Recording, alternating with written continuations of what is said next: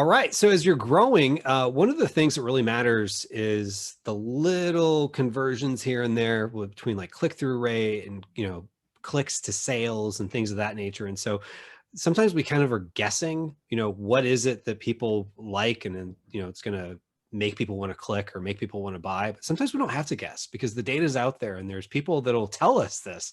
And so to tell us more about how we might be able to do that, if that sounds interesting to you, stick around because I've got John Lee here, who is one of the co-founders of PickFu. And we're going to talk a little bit more about that and the service and some of what he's learned along the way. So John, thanks for being on Maximizing E-commerce.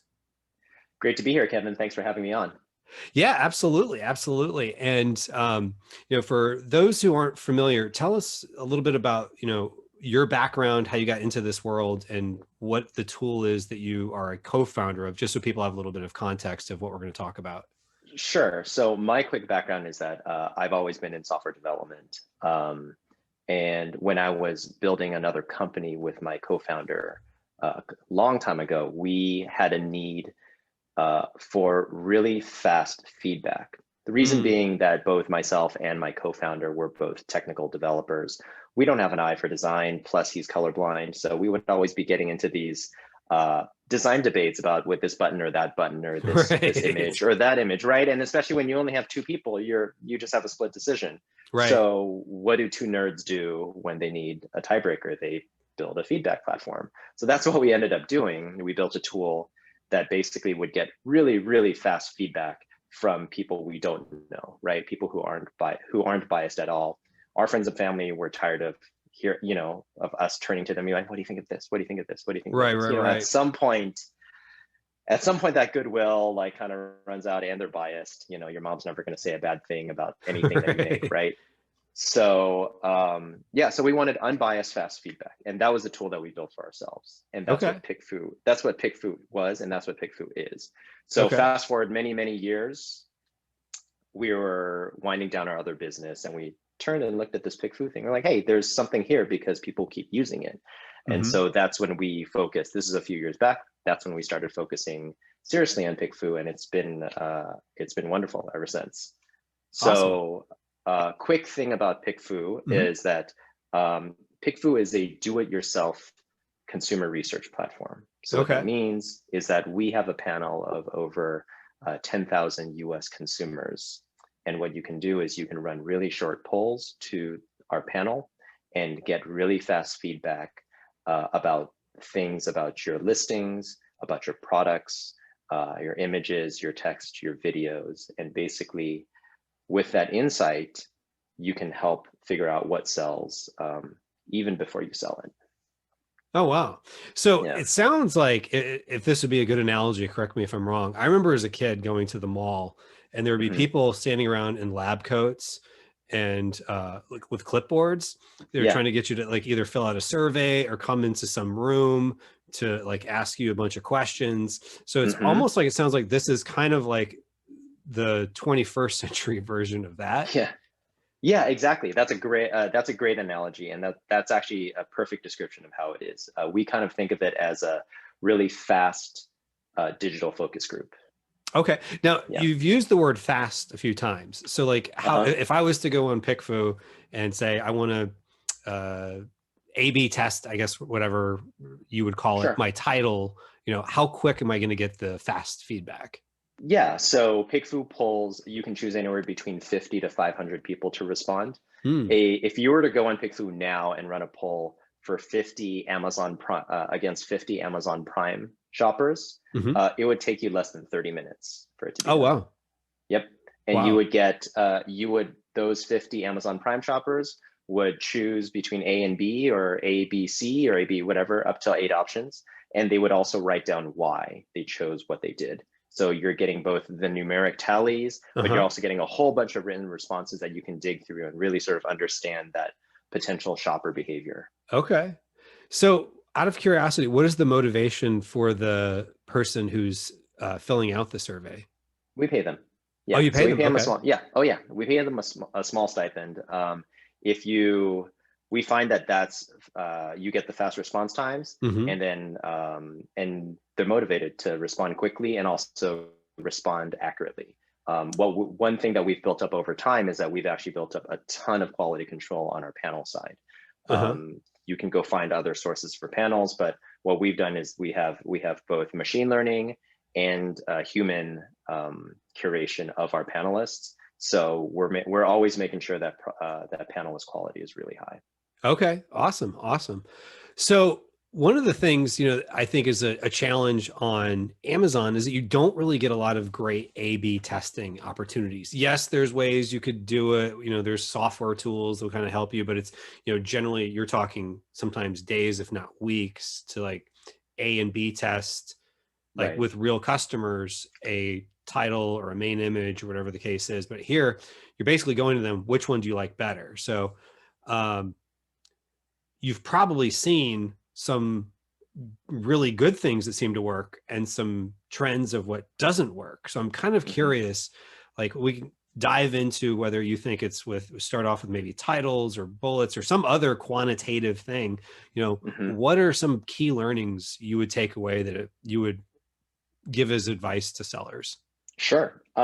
So I think over the course of working with sellers, yeah, I've probably seen a couple thousands of polls. So it's Right. been, there's definitely, and we've heard so many success stories from sellers using PickFu and coming back and saying, "Oh, I used the one that won on PickFu, and like my sales immediately jumped and all of that stuff." So we know that it definitely works. Mm-hmm. In terms of trends for advice for sellers, the number one thing, titles are great, but the number one thing that's going to move your sales is going to be your image. Like by Mm. far, the number one thing, because that is the thing when people search for, let's say, a tea kettle or Mm-hmm. a dog leash or whatever it is that you're selling. They're gonna every every single product only has that same little bit of real estate Right. Right. on the search results, and it's the image that is the thing that's going to really catch people's eyes and like draw them, like they're going to be scrolling and then boom, stop, because it's that image. You need the best image possible to get them to stop and look at your listing and give it some extra thought about. And then they look at the title and they look at the cost and probably the reviews and all of that other stuff. But by far, having the best image is gonna be the biggest game changer for your sales. And then after that, it's going to be the title, your supporting images, your bullet points, your A+ content once they get in to your Mm-hmm. listing, right? Then sort of the bullet points, the description, the A+ content, all that stuff is going to affect your conversion rate. But if you think about it from the mind of a customer, if you're selling something where because you don't necessarily have your brand established yet, right? They're not Mm-hmm. searching for whatever brand it is that you Right. just registered or something that you were needed to register. So Amazon customers are going to find you based on searching for your product and your keywords. So Mm-hmm. you need to stand out in, it's you against all your other competitors. Your image is the thing that's going to help you stand out over your competitors. Okay. Yeah, that makes sense. So I can see that because it is such a visual platform. And, as much as Mhm. we get attracted to maybe something that sounds great in a title, Yeah, it's still visual. Like, when we have a conversation, most of the conversation truly is not just what we say, but, the body right. language, the things we pick up visually. So I could see the same thing too with listings. So Yeah. what are some things you would say with, um, the main image that makes it one successful over another that you Uh-huh. start seeing as a trend over time? Sure. The first thing I would suggest to sellers is you have to fill the frame as much as possible. Mm. So you don't want, you're in your image, there's a certain amount of white space around your Hmm. image. You want to be able to take up as much, you want to minimize your white space and sort of be able to fill that frame, whether it's more of a Hmm. zoom in on your product or adding other things to it. That's key. Um, adding what one of our agencies that uses us, she has a great term for it. It's called visual bling, basically, Okay. to your image. So those visual bling, eye candy, right? Okay. Eye candy is a thing where you see that if it's a 6-pack, there's a little label that says 6 pieces included, or maybe Mm. there's like a small image of it. If you're if you're selling exercise bands, maybe there's a small model showing it in use. And this It's is on the those main things. image or the? This is on the main image. I mean, you can definitely use that as supporting images, Mhm. but there are definitely some main images. I know like it's sort of in the gray area on the terms of use, but Right.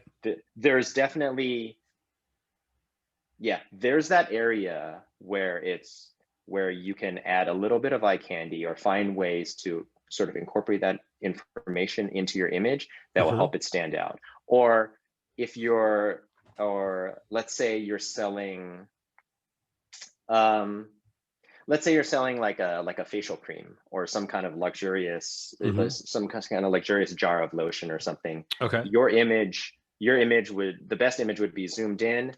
Maybe it's facial cream on a bed of, like rose petals, or right, like there's some element of the image that makes it kind of pop a little better instead of just an image of like a facial cream bottle. Mhm.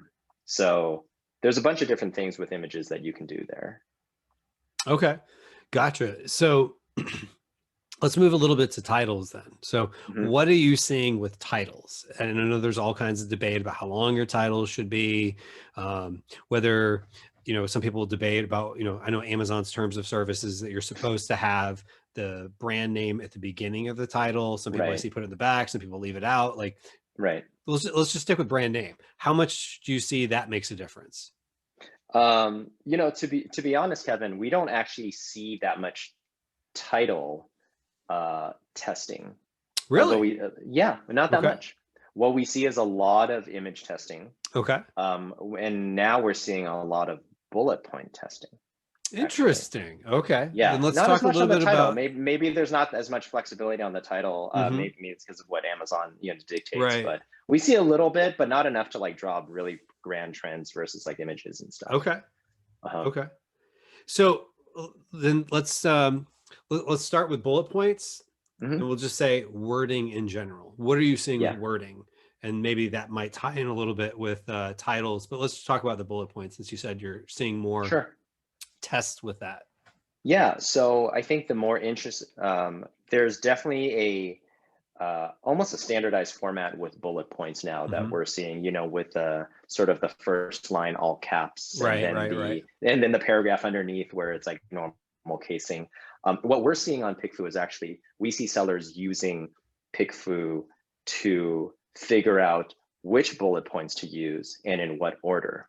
Oh, okay. So what you can do with PickFu is you can put up to 8 options. I forgot Oh, exactly how okay. many bullet points you're allowed to put on, but Hmm. you can put up 8 options. And what our savviest sellers have been doing is they put up 8 different bullet points, and these are right. These bullet points your unique selling proposition, right? They're the value that your product brings, right? So every single bullet point is going to be very different than every other one. So they put up all 8 potential bullet points, Hmm. and then they run a poll, and our panelists will rank all 8 based on their preference. So when you sum up all the data, Hmm. what you get is an ordered ranking of which bullet points are the most meaningful. And so the Mm. sellers will basically ask, if let's say a recent example was we had a seller who was selling fresh packaged lettuce, Okay.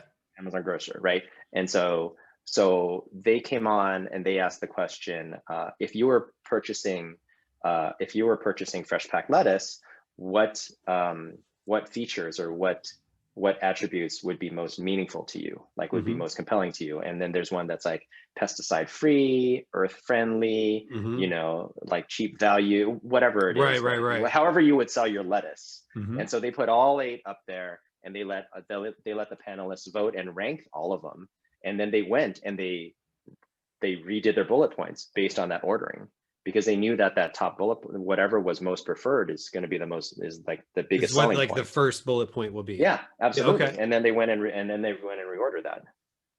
Gotcha. And then do you hear like in the back end, like in conversations of people coming back and saying, okay, I did like the bullet point testing or whatever the case is, and my conversions went up by a certain amount? Uh-huh. Yeah. So we have not talked to that bullet point customer, but we did do a recent case study where There is a company, there's a direct-to-consumer company called Yes Bar. They Okay. sell, yeah, so they sell sort of healthy energy bars. Hmm. They came and they were working with one of our favorite agencies. So they came on and they were trying to up their session rate. Okay. And so they ran two polls, basically trying to improve their main image. Now, the problem with their main image, this is going back to sort of the competition thing, is that they were selling a 6-pack of energy bars, but Hmm. it didn't say 6-pack. It just showed like one energy bar and their main image, so they didn't change anything about the title. But what they did was they just went through and put in 3 or 4 other main images for options, Hmm. ran a couple of polls, and their new image was so much better than their old image, right? Instead of showing one bar, it showed all 6 layered together. It had a small little label showing that there were 6 of them in there. It filled the frame so much better. And so Uh-huh. all they did was they ran those PickFu polls, changed the image. They were still ranking in the same place, like with the same level of competition, like pretty big Uh-huh. competitors on Right, right, left and right. right side and top and bottom, right? So nothing else changed. So after they changed that, they ran it for they changed the image and they ran a test for 2 weeks. Their session rate went up 12% Oh, wow. from just from changing that image, right? So you can multiply that out by 12% more sessions, means 12%, like more conversions, and you can think about how that increased click-through rate would benefit your rankings as well in terms of like the Amazon, like the search algorithm. Yeah, because I mean, it really is this kind of linear algebra equation when you think Hmm. about it, to go Yeah. from impressions to sessions and then sessions to purchases, because, anywhere, if you're able to increase the Yep. numbers, if your click-through rate is 12% higher, that's 12% more people who are seeing your offer. And if it's the same conversion rate, then you just increase your sales by 12%. And if in turn you also are able to increase your, hypothetically, your um, conversion rate by 10%, like let's Yeah. say from 10% to 11%, now all of a sudden you have another jump in sales. Yep. So like when you start thinking about these little things can have a big difference over time, and all the other things you could potentially do, um, Yeah. to affect change. So that's interesting.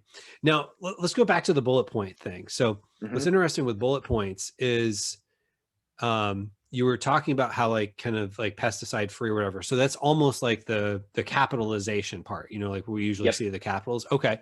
And so it wasn't like the whole paragraph. It was just Oh, it was the whole literally, paragraph. oh, it It was the was whole the whole, paragraph. yeah, it was. It was, Okay. it was, it was pesticide free, all in caps, Right. and then the paragraph underneath. And so you can do text up to, I think, 256 characters. I forgot the exact limit, but Right. Right. Right. basically the options that you can test, yeah, you can test short paragraphs as well against each Okay. other. Hmm. Got it. Got it. Yeah. So that's interesting. So basically, you take 8 bullet points, even though Yeah. Amazon will give you 5, and then whatever the people voted as their Top 5. top 5, and then you put those in there. Okay. Hmm. Yep. Interesting. Interesting. I mean, obviously there's always judgment to be made, right? Like Right.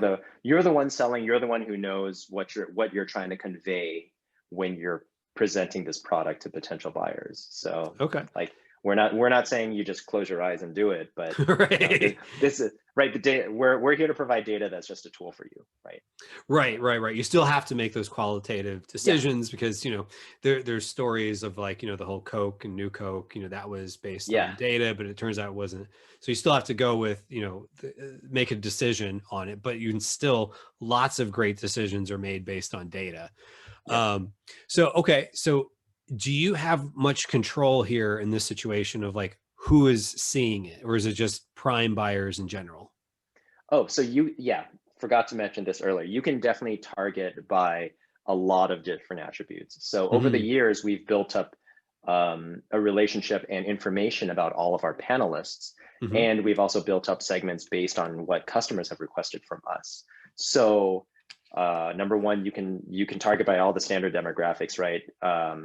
Gender, age, income, ethnicity, all of that stuff. Every set of poll results will have that broken down for you as well. So every time you Hmm. see, you could see that men preferred option A and women preferred option B or so on, and you'll be able to see that breakdown.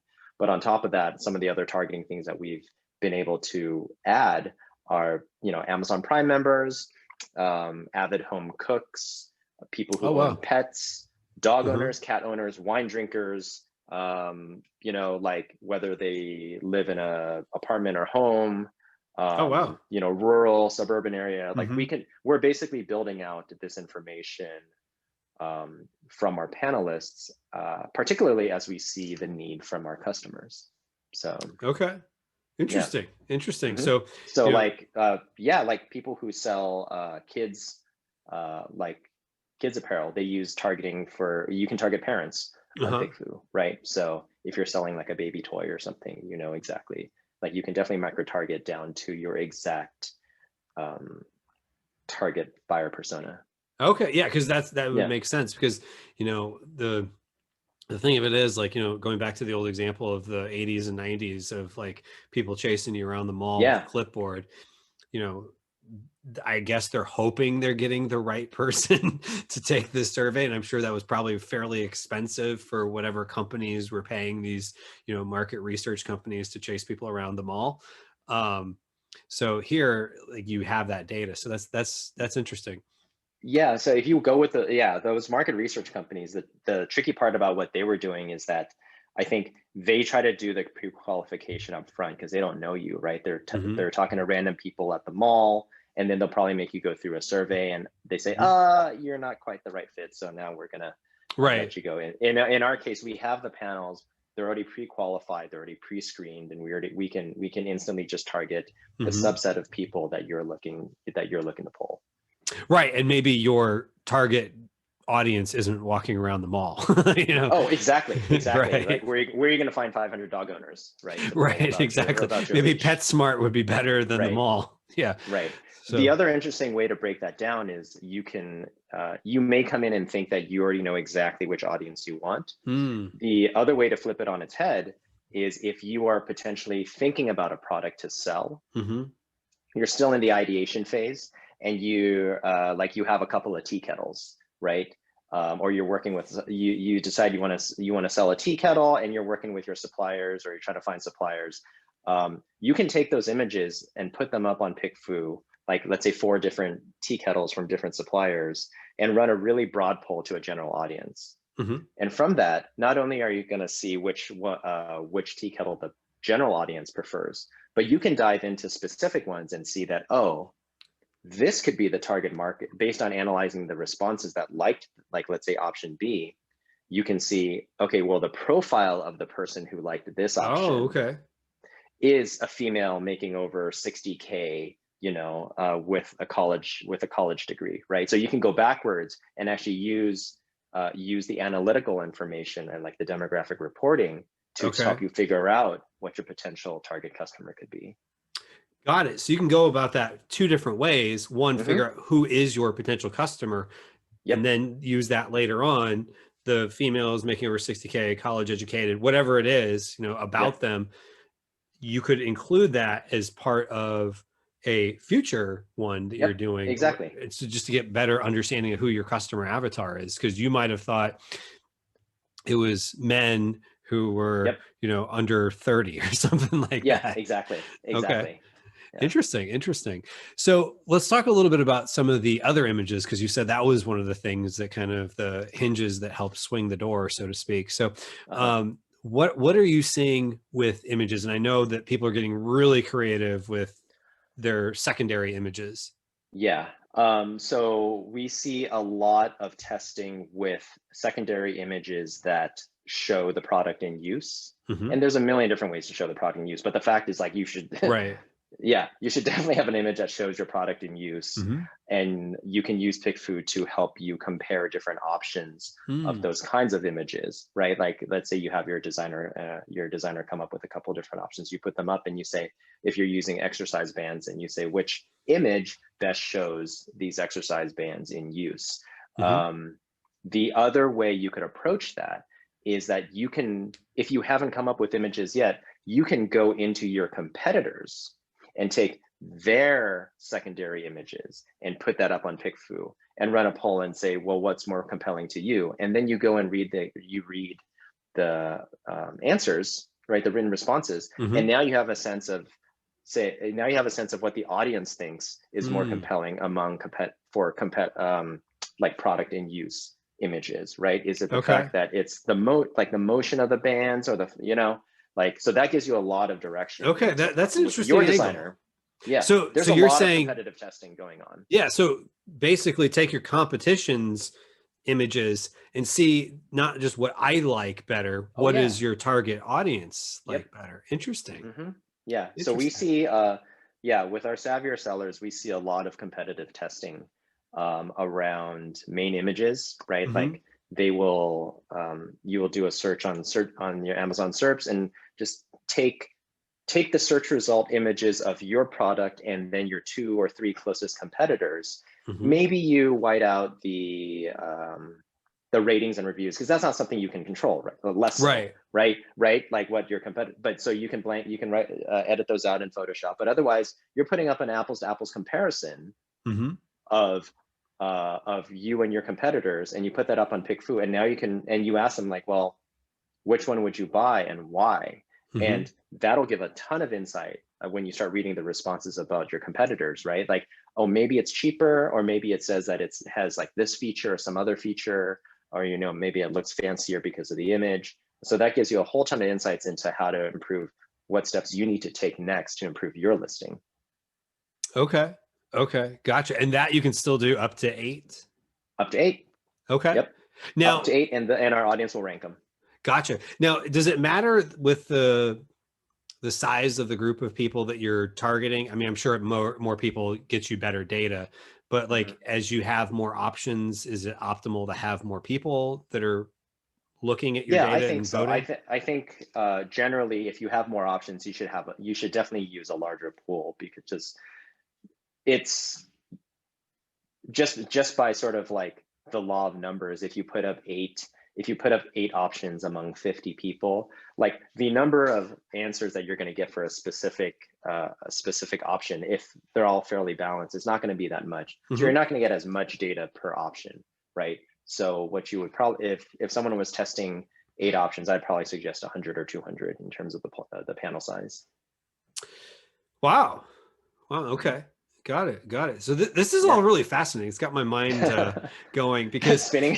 yeah, it's spinning. And I Yeah. don't think I mentioned this at the beginning, but you and I first heard of PickFu because you were at Seller Summit, which I was also Right. an attendee of in Yeah. 2018. You and I were just chatting like at the bar. And We were so at the bar. Yep. I know like right now there's not a lot of, as we're recording this, a lot of in-person events, but hopefully when they come back, I Hopefully. highly recommend people do that because it's amazing, like the connections you make when you go to these events. You meet the John Lees of the world, and In the someone Kevin else has an Sandersons idea. of the world. Yeah. Exactly. And you end up having these conversations Yeah. or get your mind going on things that you hadn't even thought of. um, and this is something that's really interesting. So I can definitely see how PickFu has ways of helping people with this. So if somebody wanted to check this out, where would they go? Yeah, they can just go to the website, Mhm. pickfu.com.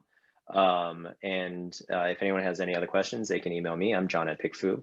Okay. And for your audience, we're happy to give a discount for your first pull. So there's a coupon code, MAXECOM, MAXECOM, Awesome. and that will get anyone who's listening a 50% off their first pull. Okay, great. Yeah. And just in full disclosure to everyone, there will be an affiliate arrangement with that. Yeah. So I might get paid, but I will say this: I'm going to be the customer on that one. So on that, I will be the Yeah. first customer using All that right, link great. because, like, it's got me really thinking about it. Because I've got a couple of, products that, like, over time I've seen them kind of suffer, and I've Yeah. had debates about, like, is it the images? Like, is it, I used to feel that the image for this particular like grouping of products, that my Mhm. main image was kind of what differentiated me. But over Okay. time, the market has changed. The market, yes. Yeah. Yeah. So I could see how with something like this, put, maybe one of mine up, also put up some of the competitors, maybe some of the Yep. secondary images that maybe might be the primary image for my product, have like, Right. 6 to 8 options and let people pick. And Hmm. then, so it tells me, okay, if I need to refresh some of these, is do I really need to refresh them, or do I need to focus on something else? Or maybe the images need to change based on the market. Yeah, I mean, one other use case that we see a lot of sellers doing is just a generic listing audit. Because if you think about it, Mm, it's not just an A/B testing tool, right? okay. It's more of a feedback tool. Uh-huh. So we have sellers who will literally just say, take a look at this listing. Like they paste in their listing because you can just put one option in. So Okay. they put in the link to their listing and they say, take a look at this listing, and after reviewing it, what other questions do you have about this product, or what would you change about this listing, right? And what that does is it puts a whole bunch of eyeballs on your listing, and then it lets people surface up all these questions or objections or whatnot that you may not have ever thought about your product, because you're like when you're selling, you're deep into it, right? Like Right, you've right, got your right, right. blinders on, you have this thesis of what's awesome about your product, and that's what I'm going to push in front of like that's what I'm going to tell people, right? But when you put it out there in front of people and you have them bring up objections, questions, concerns, now you know what people are thinking, and now you can potentially go in and modify that in your listing to help with your conversion rate. Okay. Okay. Yeah, because the more you can get into the mind of the customer, the Yeah, better. Because yeah, the market changes, like we talked about, and so there's so much you can do with something like this. And I love it because it's secondary data outside of what Amazon gives you. Because there's a yeah. lot of great data Amazon gives you, but we all know they don't give Hmm. you everything. Yeah. And so you could run Facebook ads, but that could get really expensive to get that Hmm. level of data. And or you could try to find a mall that's still open and see if they have the Yeah. I know market exactly research at company this time. to Right. chase people around. So yeah, so Yeah. this has been a very interesting conversation. So definitely recommend people go check out PickFu. And I've we were mentioning offline, I've had a few people that I'm in a mastermind with mentioned PickFu as well. So it was like made me think I could reach back out to John that we talked at I'm glad you Art did. Yeah. Seller Summit. Yeah, I'm glad we did too. So it's got my mind rolling. So um, I may have to jot down some notes and present those Happy later to because happy I'm to help you pull. Yep. yeah, yeah, Yeah. cool, cool. Well, this is a lot of fun, and uh, again, go check out pickfu.com and use code MAXECOM, MAXECOM, and you save 50% off your first poll. So Cool. thanks so much, John.